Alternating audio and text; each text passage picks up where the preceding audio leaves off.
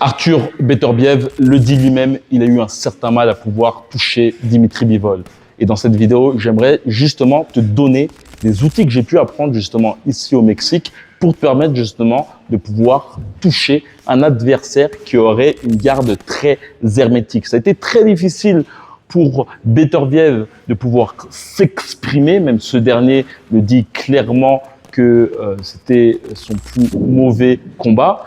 Et tu vas comprendre justement dans cette vidéo, je reste vraiment attentif jusqu'à la fin, que tu peux justement transformer tes poings en couteau.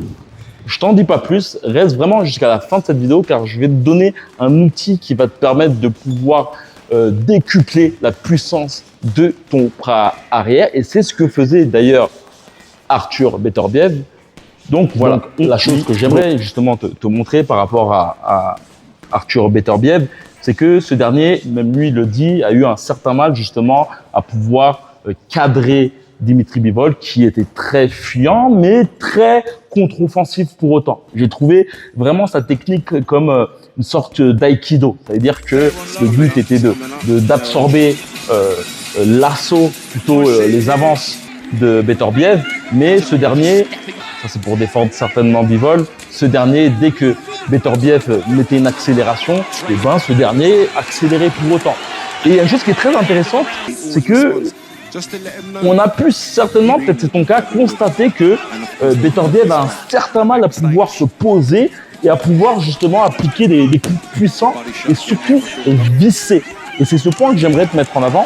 Par exemple, je te parle certainement des couteaux que tu dois faire qui sont très intéressants lorsque, par exemple, tu es au corps à corps. Tu peux te permettre de faire ce genre de couteau qui peut te permettre justement de bien t'installer et pour ensuite frapper ton adversaire plus puissamment. Et ce que j'ai pu aussi remarquer, par exemple, dans une salle mexicaine, dans la salle de Juan Manuel Marquez, c'est que ces derniers vont pas forcément aussi visser le direct du bras avant et même le direct du bras arrière. Tu vois, ils vont vraiment faire en sorte justement de rentrer leurs poings comme ceci. Et ça, c'est une chose que tu peux faire, par exemple, lorsque tu vois que tu as un adversaire qui est très, hermétique. Tu peux bien sûr visser ton poing pour essayer de balayer ses poings et rentrer dans l'art, mais tu peux essayer, par exemple, de faire des petits jabs en essayant justement de rentrer ton poing non vissé, tu vois, pour être sûr de rentrer dans ce petit trou et ensuite, par exemple, de temps à autre, frapper un peu plus lourdement. Ou tu vois, là, tu te fais des petites séries sans visser et par la suite, tu visses par la suite. Chose qui est très intéressante. Et même, tu as certainement pu voir que Arthur, tu dois certainement peut-être non visser tes crochets. Ce dernier allait capter vraiment le derrière de la tête pour essayer de frapper Bivol.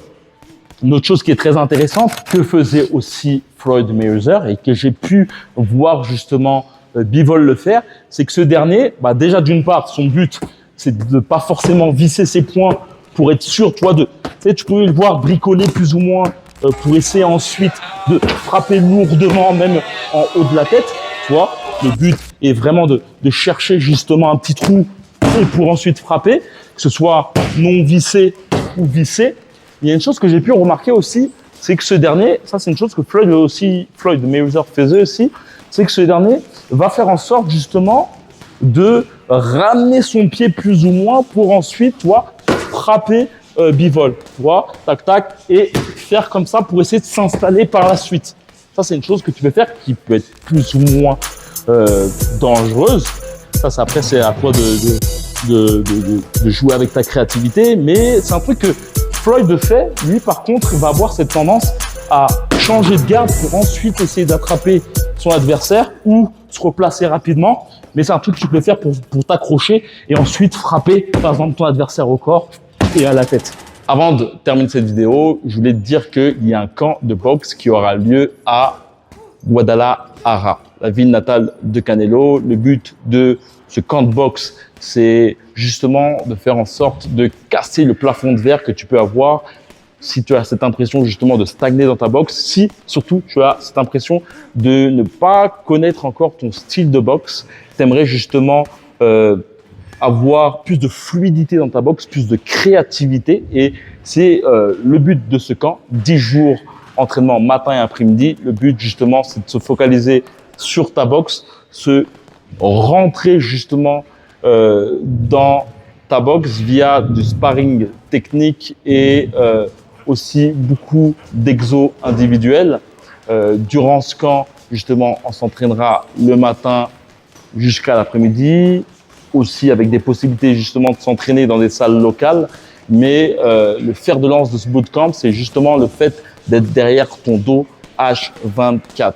Mon but, c'est pas de te rentrer plein de techniques dans ta tête, mais c'est plutôt de faire en sorte de te permettre de devenir la technique, de devenir le mouvement. D'ailleurs, en cliquant dans la description, tu verras le programme.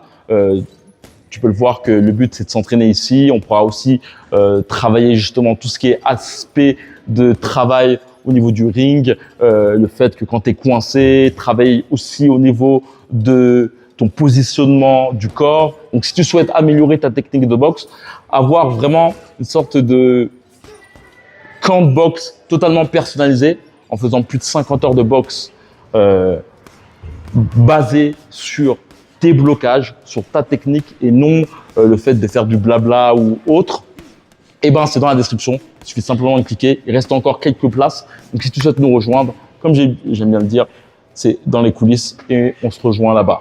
Ciao.